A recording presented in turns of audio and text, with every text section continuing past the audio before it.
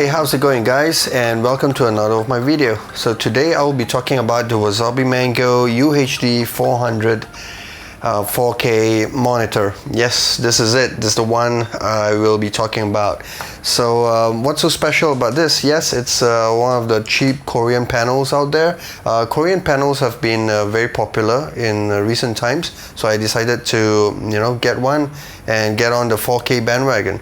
So first of all, I'll like to go through the specs first. So it has a Samsung 4K PVA panel with a resolution of 3840 by 2160, running at 60 Hz. It's got one DisplayPort 1.2a. It's got HDMI 2.0, two of those, and it's got one HDMI 1.4 and one good old VGA D-sub port for your legacy connection. And it also supports Chroma 444. It's a 10-bit panel, and it's got 10 watts, two speakers, two 10-watt speakers. It's just very basic audio, if you like. I usually do not recommend using the speakers built into your monitor, because I would prefer just using my own speakers. Surprisingly enough, this guy also supports FreeSync, AMD FreeSync, so it will run somewhere between 45 frames per second to 60 frames per second. I'm not going to talk too much about it because I use an NVIDIA card, so I wouldn't be using the FreeSync.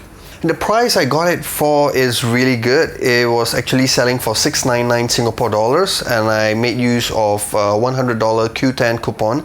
It was some sort of like a Christmas special, so $100 off, so I got this at 599 Singapore dollars. I think it's a really good deal. So if you want a pixel perfect unit, you'll need to top up about $80 Singapore dollars more for those of you guys who want perfect panels, which I can totally understand. So yes, your next question will be, did I really get a pixel perfect unit? No, I actually got some defective pixels, somewhere in the top here, somewhere at the bottom. I'm not gonna go too much into that. In total, it counts to about 4 to 5 defective pixels. So it's not dead pixels, it's dead defective. So what it means that when the screen is black, I actually get to see some color coming through it. So there was one green pixel and the rest were actually blue. So blue on top of black, it's not very visible. Even the green is just 1 pixel, and it's not really an issue at all. For any other color other than black, I don't see any issue at all. The colors just come right through. It's not an issue.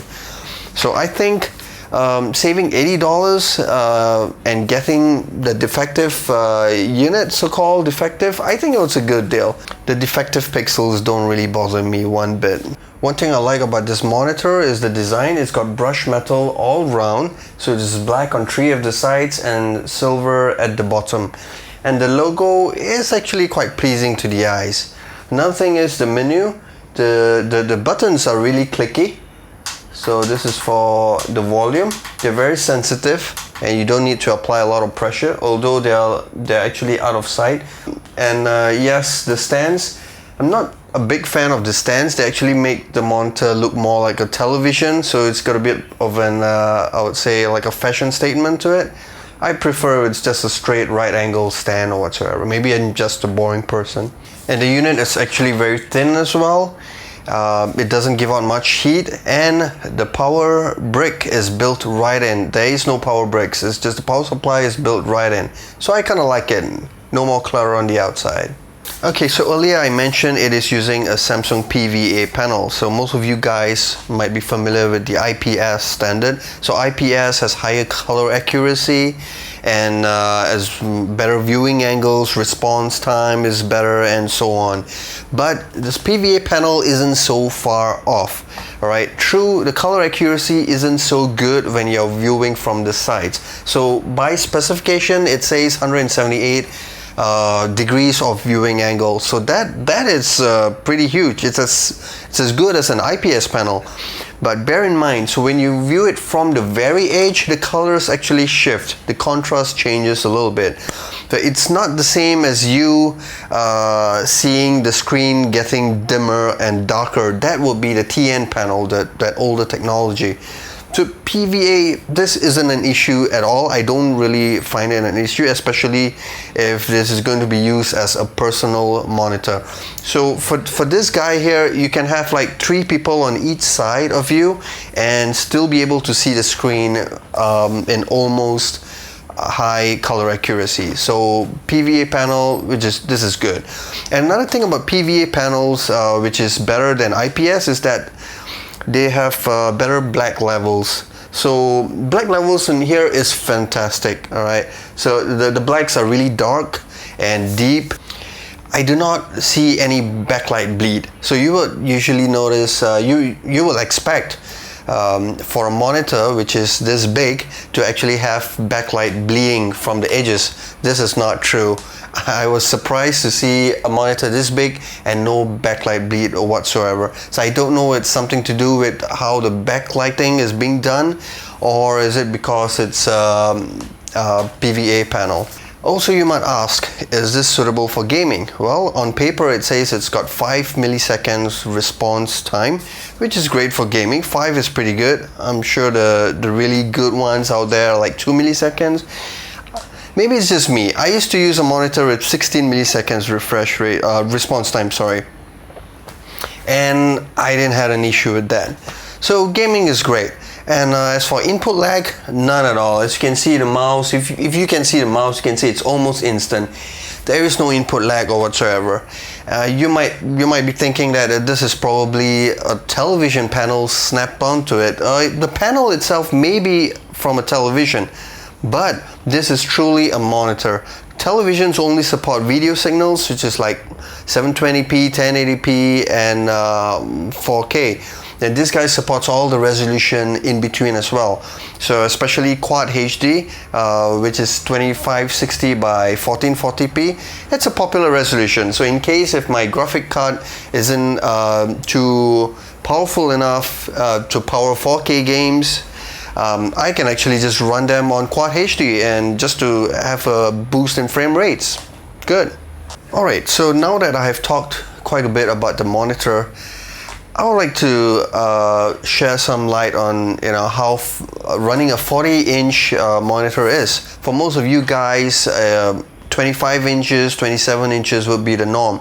So 40-inch would be like a big step, and some of you may be using 40-inch as a television. So how is 40-inch when you're using it as a monitor? I would say honestly 40-inch is really good. It's a really good size for a standard table. Although I have to admit that I got this table custom made just so that I could have that additional 10 centimeters out here, so I could get to sit a bit more comfortably, a little bit away from the screen, so that it's more comfortable on the eyes. And another thing is, if you were to get this monitor, do not put them on any stand whatsoever. So previously I had a little set of IKEA drawer here, a couple of drawers here, and I had this monitor on top of that. It did not work well. So if I want to look at all the top corners, I would get a neck strain just by looking at top. I mean, it's just not comfortable working on a monitor at all. So get this monitor, put it flat on the table, the same as your keyboard and mouse, so you're good to go. And another thing is, why 40-inch is good? Okay, well, let me explain about pixel density. So for this 4K monitor on a 40-inch, your pixel density comes to about 110 dpi or ppi, some would say. My previous monitor was a Quad HD 2560 by 1440, and it was 27 incher, and the ppi was 109. So the difference is just 1. It's almost exactly the same. So it's like I'm actually using my older monitor, which is a 27 incher, but I have a whole lot of space, and I do not have to do any UI scaling at all. So in Windows it's just 100%. So the thing about UI scaling is when you're actually adjusting higher, you're actually getting all the user interface to appear bigger on your screen. if you're gonna put everything on your screen appear bigger, what's the point of getting a high resolution monitor? You actually want more real estate on your screen. So this guy gives it all. 100% no UI scaling. All right, I can have all my stuff cluttered all over the screen, and it's great for video editing, photoshopping, and whatsoever. So 40-inch is a very good size if you have this amount of desk space. This monitor also comes in 43-inch, 49-inch, and 55-inch. Bear in mind, I think those would be an overkill. But hey, if you have the desk space, you probably will want to put the monitor away from you if the size is going to be bigger. Personally, I don't like my monitors to be very far away, because if I'm going to do some pixel perfect editing, I like to be a little bit closer. Okay, in conclusion, do I think this is a good buy? I think it's a damn good buy. Alright, so first of all, this monitor was on sale at $699 and I got a $100 coupon, so I got it at $599. Currently the monitor goes at about $749 on Q10. I will put all the links in the description below. I'll have an Amazon link and a Q10 link. If you have any questions, please put them down below and I will try to answer them. Alright, so that's been it for this video. I hope you like this video, and if you do, hit the like button, share this video, and subscribe if you haven't. Catch you in the next video. See you guys.